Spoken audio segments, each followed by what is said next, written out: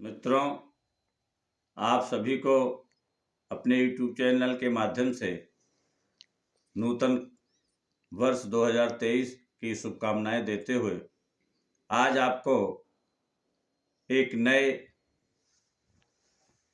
ज्ञान के लिए वर्तमान उत्तर प्रदेश सरकार में पुलिस कमिश्नरेट प्रणाली लागू है। ये कमिश्नरेट प्रणाली अंग्रेजों के ज़माने में भारत के 3 प्रेसिडेंसी प्रदेशों में लागू थी, महाराष्ट्र, कलकत्ता और मद्रास में। पुलिस एक्ट 1861 के अनुसार जहां पर पुलिस कमिश्नरेट प्रणाली महानगरों में होना आवश्यक है, इसी के तहत उत्तर प्रदेश के कानपुर, प्रयागराज, नोएडा, आगरा, लखनऊ, वाराणसी और गौतम बुद्ध नगर में कमिश्नरेट प्रणाली लागू की गई है। कमिश्नरेट प्रणाली में आपको जो अंतर है, महानगर में एसएसपी रैंक के जो अधिकारी होते थे, वो एसएसपी रैंक के अधिकारी में अब जो तैनाती होती है वो एडीजी रैंक के पुलिस अधिकारी आईपीएस होते हैं।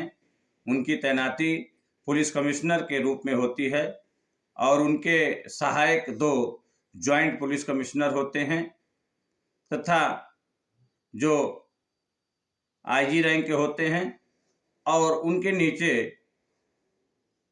डिप्टी पुलिस कमिश्नर, पुलिस आयुक्त, कमिश्नर पुलिस, इस तरीके की तैनातियां होती हैं। इसमें बहुत साफ अंतर है कि पुलिस कमिश्नरेट प्रणाली लागू होने से जो डीएम होते हैं, डिस्ट्रिक्ट मजिस्ट्रेट, उनको जो अधिकार सीआरपीसी में दिए गए वो अधिकार समाप्त हो जाते हैं। पुलिस कमिश्नरेट प्रणाली में जो एग्जीक्यूटिव मजिस्ट्रेट होते थे जिलाधिकारी का अधीन, डीएम का अधीन, वो उनकी सेवाएं समाप्त हो जाती हैं, उनका अधिकार समाप्त हो जाता है। अब पुलिस को किसी भी शस्त्र लाइसेंस के लिए, कहीं पर कोई जुलूस के लिए, कहीं पर कोई कार्यक्रम के लिए, ये परमिशन हमें अब पुलिस कमिश्नरेट प्रणाली में पुलिस से ही लेना पड़ता है। पहले ये व्यवस्थाएं जो डीएम के अधीन एग्जीक्यूटिव मजिस्ट्रेट होते थे उनके अंतर्गत लेना पड़ता था। अब ये व्यवस्थाएं समाप्त हैं और डीएम के जो डिस्ट्रिक्ट मजिस्ट्रेट का पद होता था इस आधार पर डिस्ट्रिक्ट मजिस्ट्रेट का कार्य निष्प्रभावी है और इसमें जो आईजी रैंक के अधिकारी होते हैं वो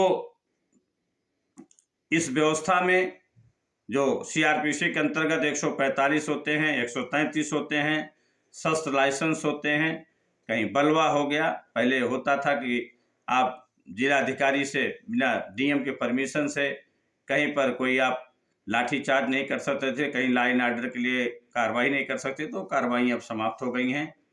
हम पुलिस का जो प्रणाली है जिसमें पहले 107-16 होती थी, 107-16 में जो भी जमानतें होती थी वो एग्जीक्यूटिव मजिस्ट्रेट करते थे।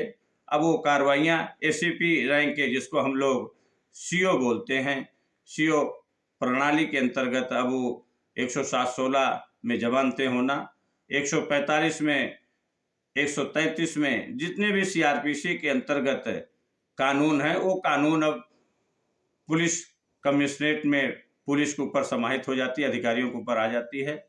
इसलिए डीएम इन व्यवस्थाओं से अपने को उनके अधिकार हट जाते हैं। हम सभी पुलिस कमिश्नरेट में इतना ही अंतर है कि जो ये 1861 की धारा 4 में डीएम को अधिकार दिए गए थे वो अधिकार समाप्त हो गए हैं और सभी इसमें लाइन आर्डर के लिए अब पुलिस ही उस पर लायबल होती है। इसलिए पुलिस कमिश्नरेट प्रणाली जहाँ जहाँ लागू है वहाँ पर लाइन आर्डर अच्छा हो, इसका ध्यान शासन स्तर पर सोच करके सरकार लागू करती है और कमिश्नरेट प्रणाली से ही पुलिस की गतिविधियां बहुत सक्रिय हो जाती हैं और इसमें आपस में सामंजस्य भी बना रहता है।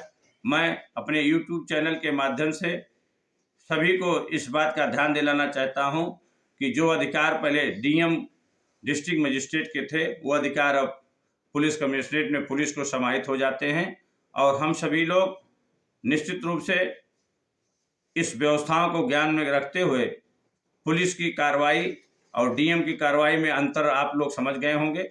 इसलिए पुलिस कमिश्नरेट से आपको इस यूट्यूब चैनल के माध्यम से बताना चाहता हूं कि पुलिस कमिश्नरेट से ही आपको इसका जो ज्ञान है वो पूरा होगा। हम अपने यूट्यूब चैनल के माध्यम से आपको निवेदन करना चाहते हैं कि इसका विस्तृत जानकारी के मेरे चैनल को लाइक करें, सब्सक्राइब करें। धन्यवाद।